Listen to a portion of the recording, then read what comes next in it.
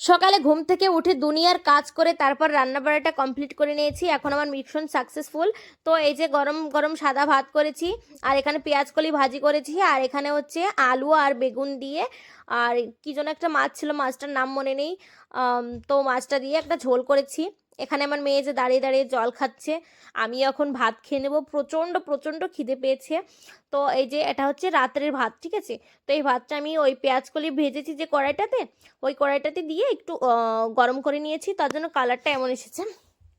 এই যে পেঁয়াজকলিটা এখন নিয়ে নিচ্ছি, পেঁয়াজকলি দিয়ে এখন ভাত খেয়ে নেবো। সত্যি কথা বলছি, ভীষণ ভীষণ খিদে পেয়েছিল সকাল থেকে, কারণ কিছুই খাইনি। যেহেতু সকালে তেমন একটা খাওয়া হয় না, একবারে দুপুরেই খেয়ে নিই। তো এই যে পেঁয়াজকলিটা দিয়ে ভাত খাবো। এই পেঁয়াজকলিটা কিন্তু আমি দীর্ঘ 3 বছর পর খাচ্ছি। অনেক দিন পেঁয়াজকলি খাওয়া হয় না, যেহেতু আমি দিল্লিতে থাকি, এখানে তেমন একটা পাওয়া যায় না পেঁয়াজকলি। তো এখন খাচ্ছি। সত্যি সত্যি বলছি, ভীষণ ভীষণ ভালো হয়েছিল।